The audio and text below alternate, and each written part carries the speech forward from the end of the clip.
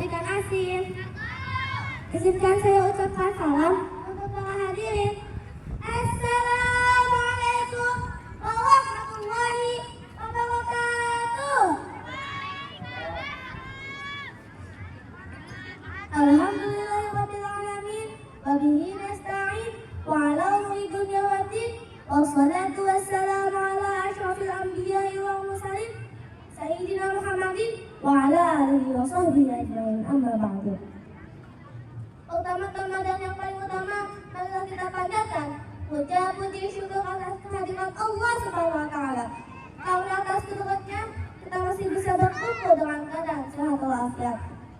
Salawat serta salam semoga tercurah limpahkan kepada Nabi alam, yakni Habibana wa Nabiyana Karim Kanjeng Nabi Muhammad sallallahu alaihi wasallam. Yang terhormat para dewan juri, yang terhormat asatidz wasatidah dan juga teman-teman yang saya banggakan. Berdirinya saya di sini akan menyampaikan pidato yang bertemakan berbakti kepada orang tua. Teman-teman, pada ibadah kemarin kita sudah bisa melihat contoh bagaimana seorang anak berbakti pada orang tuanya, yaitu seorang Nabi Ismail alaihissalam.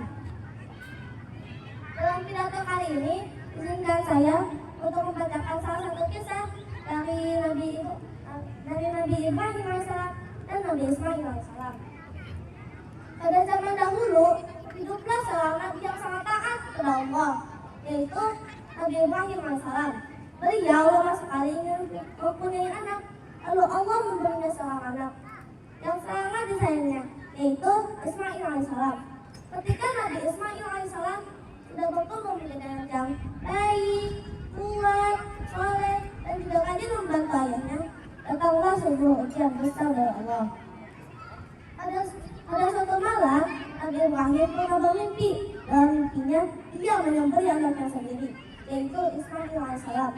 Ketika terbangun, beliau berpikir dalam hatinya, dia berkata, "Ini pasti ujian dari Allah. Aku harus melaksanakannya kalau hatiku sangat sedih." Esokan harinya, Nabi Ibrahim pun memanggil putranya. Ismail, kemarilah, ada yang ingin ayah sampaikan kepadamu, nak." Lalu Nabi Ismail pun menghampiri ayahnya. "Ada apa ayah? Mengapa ayah memanggilku kemari?" Nabi Ibrahim pun menceritakan mimpinya dengan hati yang penuh ketakutan. "Wahai anakku tersayang Ismail, sungguh aku melihat dalam mimpi bahwa aku akan menyembelihmu. Bagaimana tanggapanmu, wahai Ismail?" Bayangkan jika anak-anak bisa ditanya begitu, pasti takut gak sih? Apalagi akan bertemu dengan malaikat maut, dan malaikat tersebut akan menanyakan kepada kita dengan pertanyaan, "Man rabbuka?" Ih, serem deh. Tapi lihatlah bagaimana tanggapan Nabi Ismail alaihissalam untuk menjawab pertanyaan ayahnya. "Wahai ayahku, lakukanlah apa yang diperintahkan Allah. Insya Allah aku akan sabar dan taat." Masya Allah, betapa salehnya Nabi Ismail. Dia tidak marah, tak menangis, telah mendukung ayahnya untuk melaksanakan perintah Allah. Setelah itu, Nabi Ibrahim dan Nabi Ismail pun berjalan ke suatu tempat. Ketika sudah sampai, Nabi Ismail berbaring di rambut dan menghadap ke tanah agar ayahnya tidak melihat wajahnya saat disembelih. Hati Nabi Ibrahim bergetar, tapi dia tetap menjalankan perintah Allah.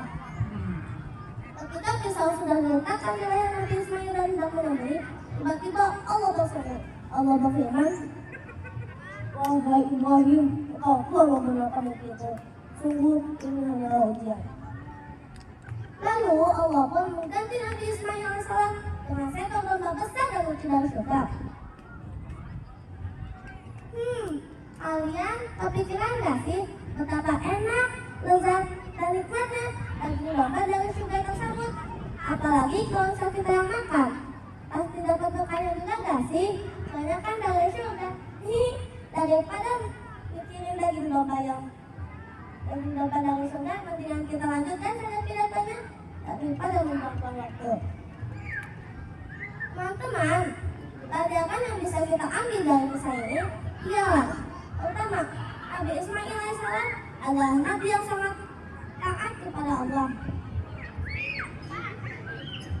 Dia selalu berbakti kepada orang tua dan juga tidak suka membantainya.